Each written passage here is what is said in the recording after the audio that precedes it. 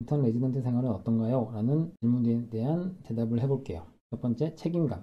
네, 이건 물론 30대가 아니더라도 인턴 레지던트 생활 자체가 의사로서 일하는 거기 때문에 레지던트 같은 경우는 담당 의사가 돼서 자기가 담당하는 환자들이 있고 그에 대한 책임감이 굉장히 커지죠. 의사 면허를 발부받고 자기 이름을 걸고 의사로서 근무하는 것이기 때문에 책임감이 크다 라고 할 수 있겠고요. 그리고 욕먹을 각오를 충분히 해야 된다. 특히나 이제 30대 인턴 레지던트를 시작했는데 자기보다 어린 선배들이라든지 교수님들한테 혼날 일이 엄청 많아요. 물론 아주 일을 잘하거나 공부를 잘하고 의학 지식이 아주 풍부해서 그런 일이 좀 줄어드는 경우는 있어도 인턴 레지던트 동안에는 트레이닝을 받고 하는 것이기 때문에 혼나고 그런 건 거의 일상이다.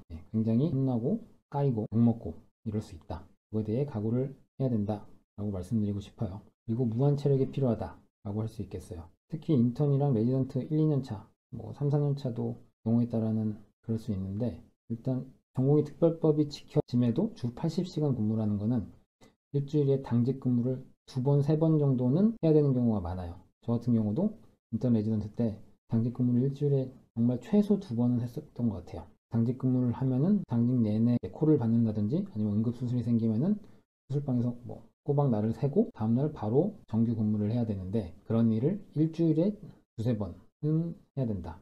엄청 힘들겠죠? 20대 인턴 레지던트 하는 친구들보다 체력적으로 좀 더 힘들 거예요. 네, 그래서 30대에 의대 갔던 것을 후회하나요? 라고 저한테 질문을 하시면 아니요, 저도 이제 나름 깊은 고민과 많은 생각들을 하고서 결정을 했고 그래서 전혀 후회하진 않아요.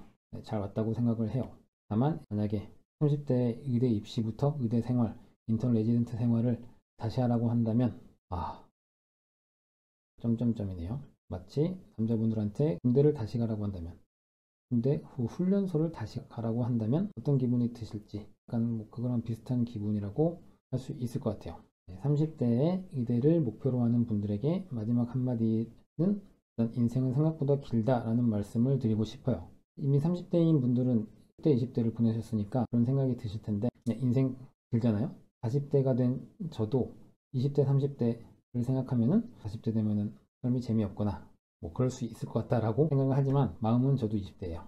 네. 어쨌든 30대라도 생각 정리가 다 되고 도전을 해서 의대에 들어가서 의사가 되고 수련을 받는다면 40대 됐을 경우에 다른 일찍 의사가 된 친구들보다 정말 늦으면 5년 전후 정도 늦어지는 건데 인생 길게 보면 많이 늦은 것도 아니다.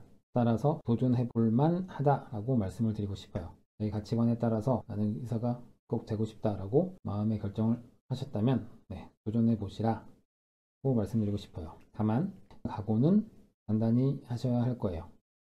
정말 만만치 않고 힘든 과정이 맞습니다. 30대에 의대에 가도 될지 라는 질문에 대한 답을 해보았는데요. 이분 슬기로운 의사생활의 도재학 님도 39세에 흉부외과 치프 레지던트를 하고 계시죠.